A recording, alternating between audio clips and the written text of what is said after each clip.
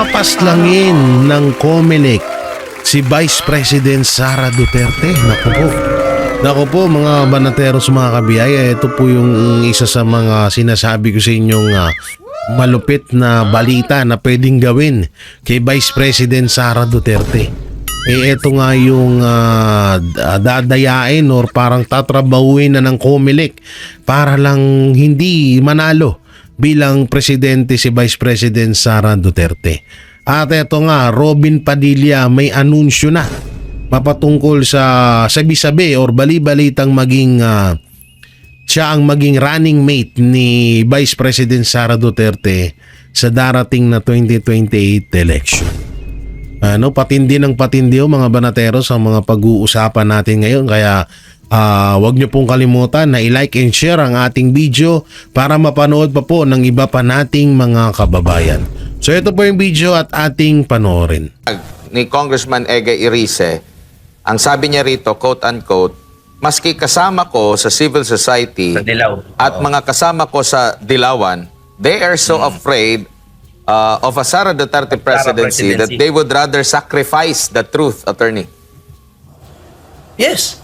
Yes, alam nyo si Congressman Ega Irice ay isa sa mga matatalik na kaibigan ni Pinoy Aquino, no? Matalik na kaibigan, hindi lang po kasama sa politika, barkada. Mahal na mahal po niyan si Pinoy. At yan si Kong Egay, he is admittedly yellow, pero ako po ay sumuporta sa kanya, sa kanya congressional bid. Because he is a reasonable person. Ito po yung sinasabi ko, I suppose the word for the day is reasonable, no? Etong si Kong Egay Irice, napakalinaw ng kanyang sinasabi na napapansin niya na kahit sa kanilang panig na may mga extremist na nakakasira sa kanilang panig. So, yung sinasabi niya na hindi niya ini-endorse si VP Ang ini-endorse niya yung katotohanan. Na ang sinasabi niya, malinaw na may mga impeachable offenses na ginawa sila Pangulong Marcos na dapat at least dinggin natin sa ating Congress. Malinaw na rin na may mga kaso na dapat pinapile laban sa dating speaker, no? Pero sa kanilang lahat who have historically run on a campaign platform of decency, no? Silang lahat ngayon ay willing to not be decent, to not be logical, just because of their fear of a Sara presidency. Now, the problem with this is this. Sila po ay panig sa katotohanan except when their political existence is threatened. Abay, mali po yun. Kasi po, yan naman ang masasabi ko sa mga Duterte. Even if their political existence is threatened, hindi po nila ipagpapalit ang katotohanan para lamang sa politika. At yan din po ang masasabi ko sa mga Duterte supporters.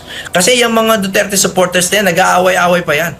Nag-aaway-aaway pa kapag palagay nila na merong isa sa ranggo nila na medyo out of line. So, sa huling just as a final statement on that, makikita po natin yung consistency at least ng Duterte supporters. Nandyan talaga. Walang bumaliktad sa kahit anong mga sinasabi nila. At kung may bumaliktad man, halimbawa, si VP Sara, bumaliktad siya sa kanyang pag-support kay BBM, humihingi ng tawad. At yun po ang pinakamahalagang attribute ng ating susunod na Pangulo. Opo, napag-uusapan itong ICC at ito pong si Vice President Sara Duterte, si Attorney Cristina Conti, after nung, or di ko alam kung after ba nung mismong pagpapahayag ni VP Sara Duterte na siya'y tatakbo sa pagkapangulo, meron siyang statement dito or sa panayam sa kanya na idinadawit uli yung kanyang pangalan ni VP Sara. Ang sabi niya dito, maaari daw mabanggit yung pangalan ni VP Sara kung sakali. Dahil ang pagkukwentuhan doon ay kung anong nangyari sa Davao at kung paano ito naging nationwide, si Sara Duterte sa pagitan ng 2011 to 2019 ay naging mayor at vice mayor ng Davao ng panahong iyon. Ito ba ay malinaw din na pinupolitika at hindi na usaping legal po ang nakikita nyo po dito, attorney? Malinaw naman po, self-explanatory po. Dahil let's look at it from a general perspective, no? Ano po ba ang ratings ni Sara Duterte?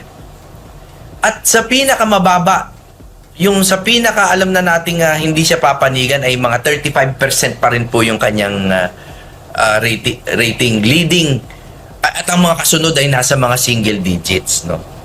So I don't even want to comment on the position of the good attorney, just because all of this considered ay napakalinaw na parang pag-attack na lamang kay VP Inday from all sides. Hinahanapan yung kanyang mayoralty, yung kanyang pagka-VP, yung kanyang pagka-DepEd Secretary. Kung makikita nyo, all her positions, no, hinahanapan ng pagkukulang or pagkakasala.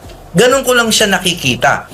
So, despite the acute lack of evidence, tingnan nyo, halimbawa yung sa confidential fund, ang pinalalaki nila na issue, napakaliit. Kasi wala silang mahanap na malaking ebidensya. Bakit hindi sila maghanap ng ebidensya sa kunyari 1 billion?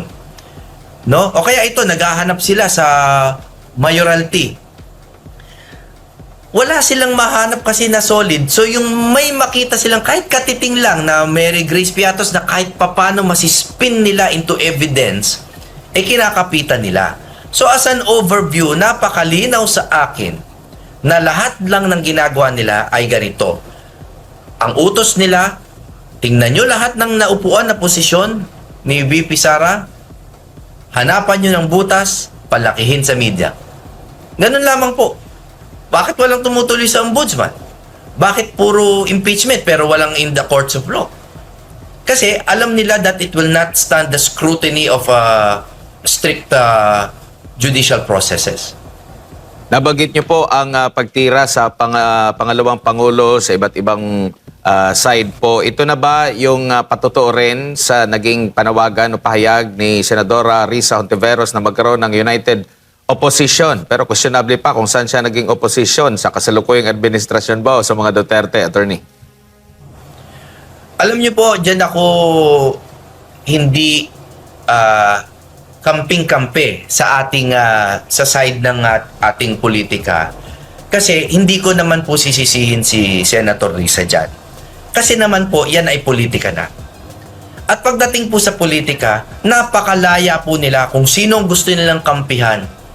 At napakalaya rin natin naman na pulaan. Halimbawa, pag nakita natin na nagsanib puwersa yung mga dating magkakaaway, pwede nating pulaan yon, no? Pwede nating tuksuhin, konting kantiin, pero wala tayong maisisisi sa kanila na legal o hindi rin tayo pwede magka-moral na ganyan, ano? Kasi gusto nilang manalo. At hindi ko po bilang isang aspiring politician also, hindi ko po pwedeng tanggalin sa kanila yung pagnanasang manalo. Ang magandang balita lang dito, para po sa Duterte supporters, ay kung nakikita nating kumakapit na po sila sa mga ganitong klaseng tactics, ito po ay para sa akin lang, wala sanang magalit. Ito po ay pagkapit sa patalim. At pag kumakapit po talaga sa patalim, ay wala na kasi talagang ibang mas malambot-lambot na makakapitan. And this is good news for us. So instead of yung parang kinikriticize natin sila, no, okay lang yon, no, konting criticism, what we have to do more is to galvanize our efforts, no, our support base. Number 1 yan. Pero ito number 2, at gusto ko lang batiin si Atty. Torion at si Atty. JB Hinlo. We have to reiterate the calls, no, for to revisit the past election, no, and the COMELEC processes. Kasi po, yan na lang po ang makakatalo sa isang President Sara Duterte. Magic na lang po ang makakakontra dyan. And so we have to, instead of just criticizing sila Senator Risa, I don't think we should do that too much, no? Honestly. Para sa akin po, politika nila yan. Ang gawin natin, palakasin ang ating base, palawakin, lalo na ang dami pang neutral dyan, ang daming youth voters. And then number 2, talagang pilitin po ang, or idiin ang ating pakiusap sa Senado at pati po sa Korte Suprema na sana talaga bisitahin ang mga di umanong anomalya na nangyari noong eleksyon. Yung data center 3 hindi pa napag-uusapan, no? Yung hindi dumiretso sa NAMBREL at COMELEC, yung mga transmission hindi na pag-uusapan.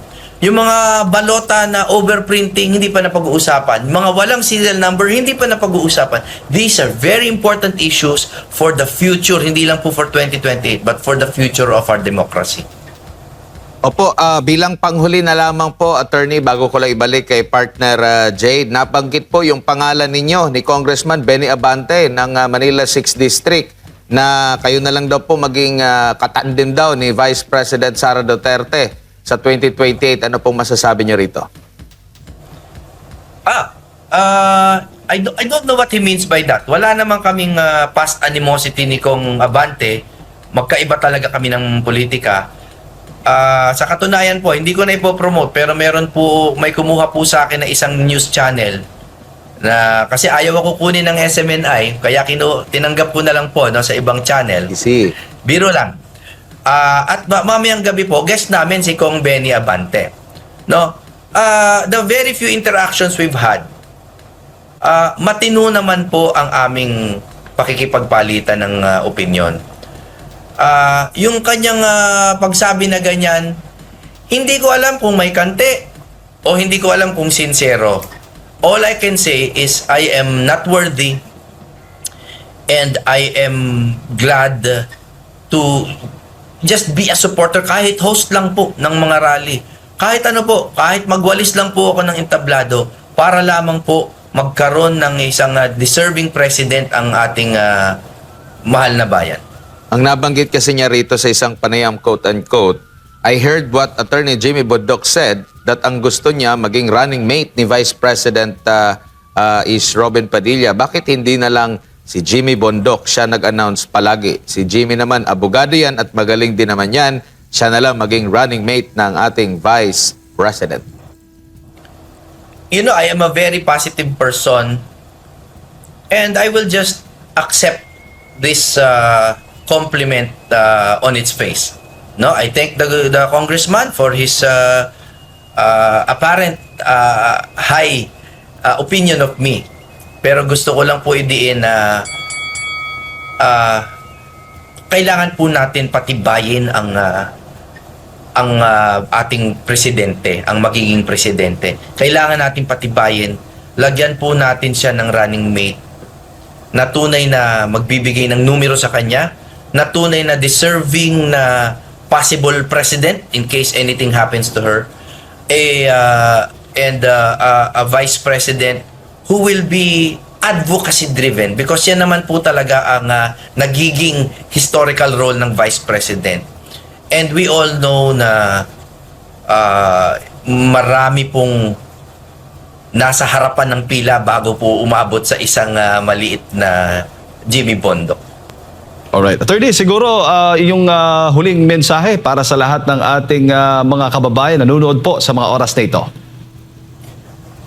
Sa akin po mga kababayan, hindi po lamang sa Duterte supporters. Ang pinaglalaban po natin ay kasarinlan. Kasarinlan sa mga isla, kasarinlan sa dagat, kasarinlan sa hustisya. Hindi po magkaiba ang Pag-asa Island sa pagkakapiit ng Pangulong Duterte. At hindi rin po magkaiba yan sa pag-ayos ng ating electoral system upang walang mga banyaga o mga private interests na makialam sa will of the people.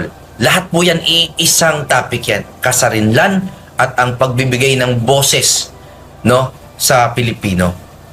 Kaya nananawagan ako hindi na lamang sa Duterte supporters, kundi dun sa mga nag-iisip pa at meron pa pong puso at habag sa ating bayan. Huwag po tayo kumampi sa mali. Huwag po tayo kumampi sa mali. Ang ipaglaban po natin ay yung tama kahit po labag sa ating politika. Kung palagay po natin na si BP Sara ang makakatulong sa Pilipinas sa susunod na 6 na taon, tulungan po natin siya, o at least wag po natin hayaan ang siraan na walang basihan laban sa kanya. Paglaban natin ang mga isla, paglaban natin si Pangulong Duterte at ang ating kasarinlan, at paglaban po natin yung nararapat na Pangulo para sa Republika ng Pilipinas. Tungkol nga po dito sa pag-wave ni dati Pangulo Rodrigo Roa Duterte na dumalo po doon sa pagdinig ng ICC na nakaschedule this coming February 23. Kung hindi ako nagkakamali. Ano ho ba ang ibig sabihin po nito? Malalim po ang ibig sabihin nitong waiver na ito, no?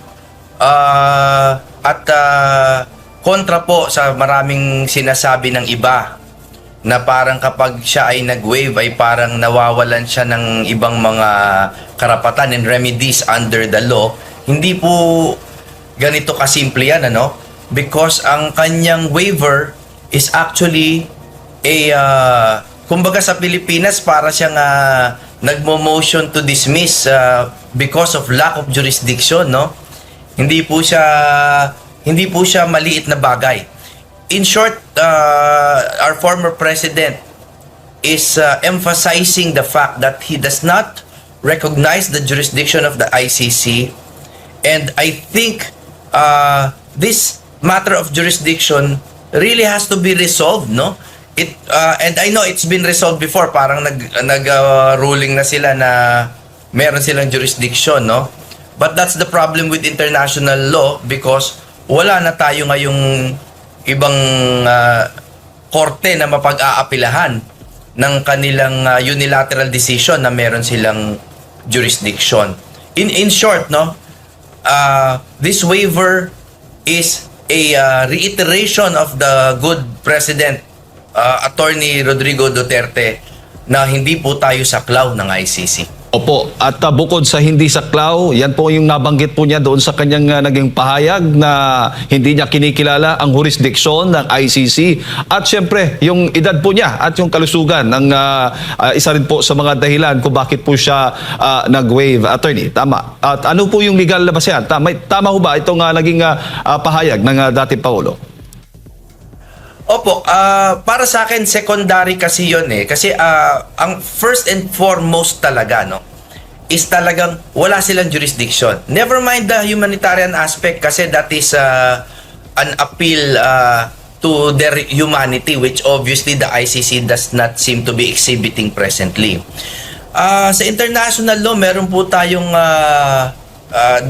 doktrina or legal concept na ex aequo et bono. No, mahirap spelling yun, Latin yan eh. But it is a very old and established concept, ex aequo et bono, which roughly translated means parang pwedeng merong karapatan ang korte na mag-decide based on humanitarian reasons, no? Sa kanila po nanggaling yan. Hindi lang po yan sa Rome Statute, no, kundi sa International Court of Justice at marami pa pong ibang mga treaties. Ibig sabihin, it is a recognized international principle that these foreign tribunals can decide based on humanitarian reasons. Ex aequo et bono.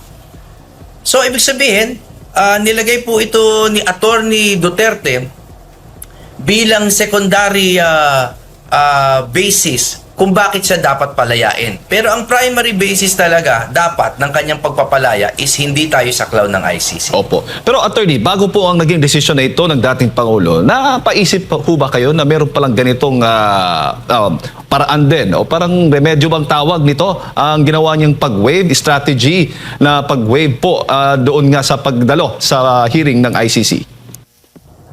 Alam niyo po, I take exception to the word strategy. I know many people consider the present president as a master strategist, no? Pero hindi po ako naniniwala. Ako lang po to, personal lang po ito. Hindi po ako naniniwalang strategy ito. Naniniwala ako na prinsipyo lang ito. It is based on pure principle na hindi consistent naman po si Pangulong Duterte na simulat sa poll sinabi niya hindi siya papayag magpaliti sa puti, sa banyaga. Hindi siya kahit kailanman luluhod sa ibang bansa. And siya ay servant of the Filipino people, which he reiterates in his letter, in his waiver. So, alam ko may karapatan tayong magkaroon ng iba-ibang opinion. Yung iba, ang tingin dyan strategy, sa akin, paninindigan lang po yan. Opo. Sa February 23, magaganap yung pagbubukas ng confirmation of charges hearing at pagbasa po ng sakla laban sa dating Pangulo. Dito rin po ilalahad yung opening statements ng both parties, prosecution at ng defense on ang panig mismo ng dating Pangulo. Ano ang possible na mangyayari on that day, attorney, na ngayon nagpahayag po ang Pangulo na hindi po siya dadalo? It is very hard to predict what the foreign courts will judge, no, because we have seen recently na lahat po ng ating remedies that we try to avail of that seem to be in accordance with international law were not duly considered, no. In fact, even the interim release, which for me is a clear and cut case na parang obviously this person deserves interim release, no? But it was not granted. So the pessimist realist side of me does not see this going in our favor, no? Pero kung sa legal lamang, ang nakikita kong magiging primary nating defenses are these. Number one, wala talagang jurisdiction. That has to be reiterated. Number two, walang kahit anong ebidensya yung sinasabi nilang extrajudicial killings. No? Now, the problem is, halimbawa po dito sa local courts, kasi iba talaga sa international Pero sa local courts po, pag nagbi-bring up ka ng matter of jurisdiction, hindi ka na dapat nagbi-bring up ng iba pang depensa. No? Kasi nga sinasabi mo wala kayong jurisdiction, so parang this is akin to a special appearance. Yan yung mga sinasabi dito sa ating local laws, no? Parang special appearance na ako po ay nag-a-appear or my counsel is appearing not because I'm here to defend myself, but merely to challenge jurisdiction. Yun po yung tinatawag na special appearance. But in international law, since hindi naman ganun ka-defined, then we should also bring up na rin siguro the fact na wala namang ebidensya itong lahat ng ito ay hearsay lamang. Ayun lang po. Opo. So para po sa isang ordinaryong Pilipinong nakarinig po ng balitang ito na hindi dadalo ang Pangulo doon sa February 23 na hearing, attorney, ang dating po sa kanya, so ibig sabihin kahit yung pagbibigay ng kanyang opening statement ay wala na rin. Kahit irerepresenta siya ng kanyang abogado ay wala na rin dahil po mismo ang kliyente ay nagsabi ng hindi po siya dadalo. Again, we are operating under international law, which is loosely defined. No? Marami pong procedural aspects dyan na hindi rigid. So, ang pagdalo naman ng abogado ni Pangulong Duterte, in my opinion, will suffice in terms of presenting his main defenses, no? But on the principle side, no, on the principle side, ako po ay sang-ayon sa kanyang waiver because it is not actually just a waiver but rather a firm resistance, no? It is not defiance, it is a resistance to the jurisdiction of the ICC and his firm resolve na talagang hindi po talaga tama itong nangyayari na ito. Hindi man lang siya dapat naroroon. Ngayon, ibang-iba po to sa isang akusado halimbawa na is not even in the custody of the court. Di kumbaga para siyang pugante, no? Hindi naman eh. Nakapiit nga siya doon against his will. And as he said in his letter, it was orchestrated by the incumbent president of the Philippines with a privately chartered jet, ano?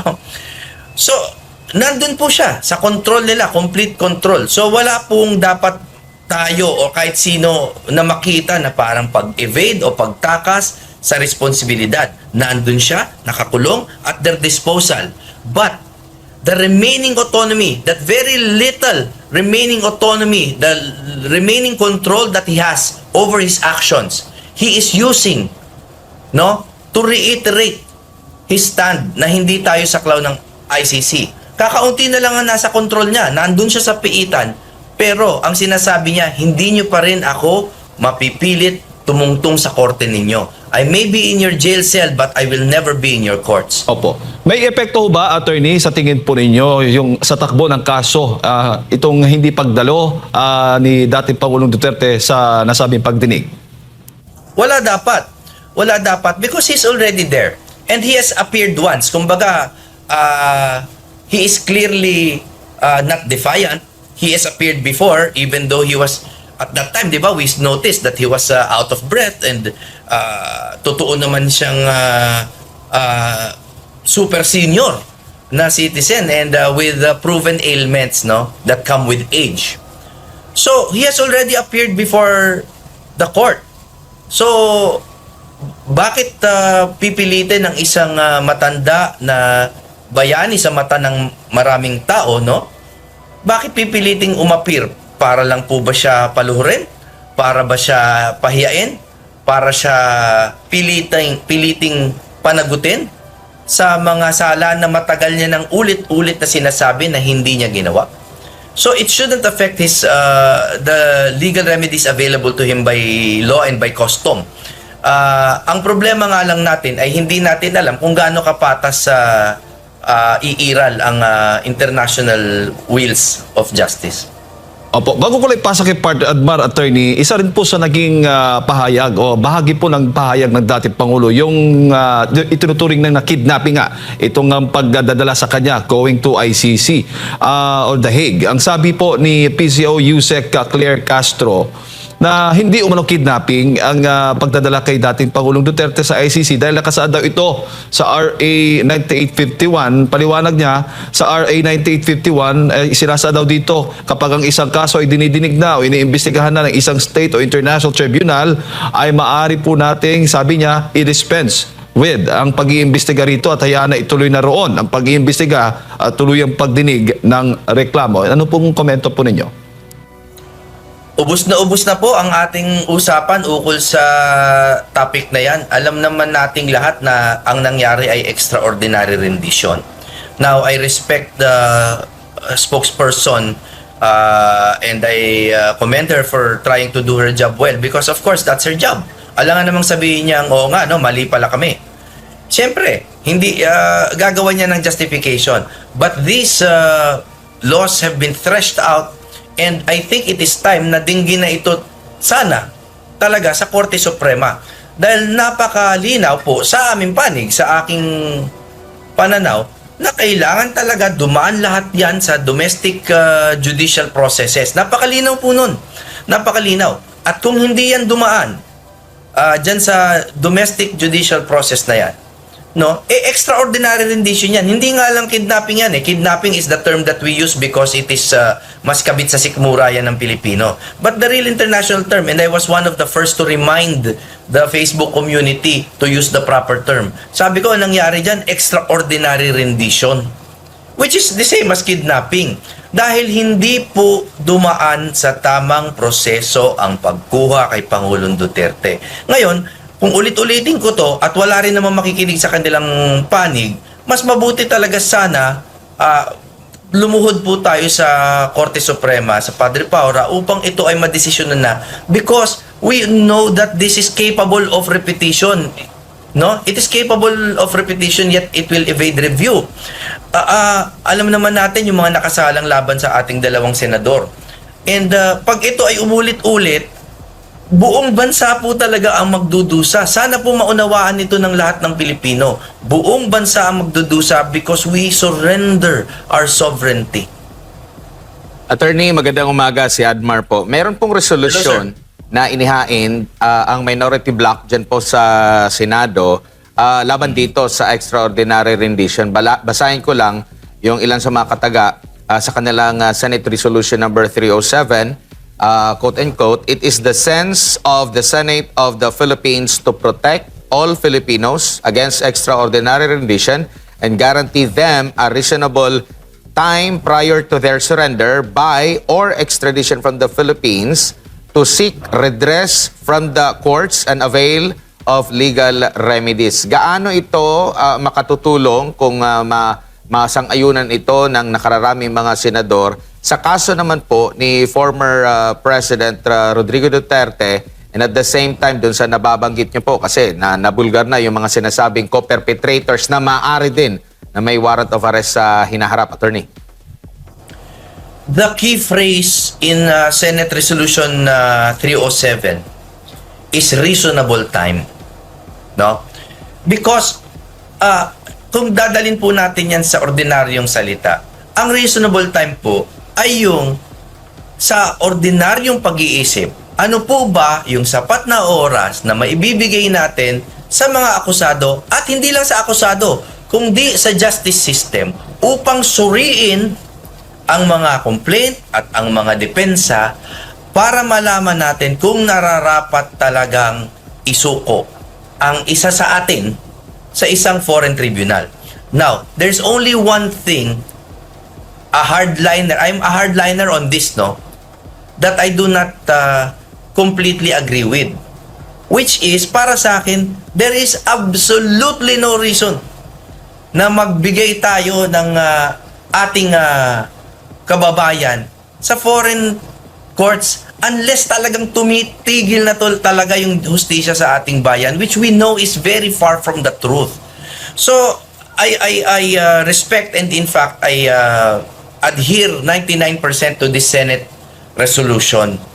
Mas gusto ko sanang magkaroon ng Senate resolution na idiin na walang jurisdiction sa atin ng ICC. Ganun po ako ka-hardliner dito, and I'm not usually a hardliner. I'm a very neutral kind of lawyer, no? Pero kung susuriin natin ang Senate Resolution 307 lamang, sige, ang pinaka-importante po dyan ay yung katagang reasonable time. Dahil yan ang hindi binigay kay Pangulong Duterte. Dahil ang reasonable time is usually days. Days yan, no? 15 days, 30 days. Di ba? Saan ka naman nakakita na walang 24 hours nasa eroplano na? So that's not reasonable time. So I suppose this resolution will, I hope, affects legislation, no, to clarify kung ano talaga ang pwedeng gawin dyan sa mga transnational crimes na yan, no? Or alleged transnational crimes. But more importantly, I hope it convinces even minds from the other side na kahit paano nating pagbali-balik ta rin, mali po yung hindi tayo nagbibigay na karampatang oras para sa isang Pilipino na patunayan na dito dapat siya litisin. Opo, nabanggit niyo po yung pag-question nga dito sa proseso kay former President Rodrigo Duterte. Meron pong hindi mga naka-align sa Duterte bloc, no? Yung mga hindi supporter, sila po ay iba yung kanilang tahak sa politika. Pero sila po ay nagsasabi rin na dapat dumaan muna sa lokal na korte po natin dito sa ating bansa. Pero ito po ay mga halos isang taon after po nung maisurrender, maisuko ang Pangulo sa ICC. Ano pong masasabi niyo po na ngayon lang sila nagsasalita po ngayon at in fact yung mga kanilang mga supporter din ay binabas din sila dahil dito sa kanilang mga pahayag, attorney? Itong tao po na sinasabi nyo, meron po bang letter B? Meron Opo. po bang letter B dito? Opo, at least mga maliban doon, mga at least 2 senador po yan sila, attorney. Opo, hindi ako po, biro lamang po kasi baka masyado na tayong seryoso, no? Alam nyo, si Senator Bam, pangalanan na po natin, tama siya. tama siya, and I applaud him. Kasi alam nyo, kilala ko po si Bam Aquino. Kasama ko po yan sa eskwelahan. And I know him to be a reasonable person. So ang tanong ninyo, bakit ngayon lang? Bakit ngayon ka lang? Una sa lahat, magpasalamat tayo, at least nagsalita siya. Bakit po?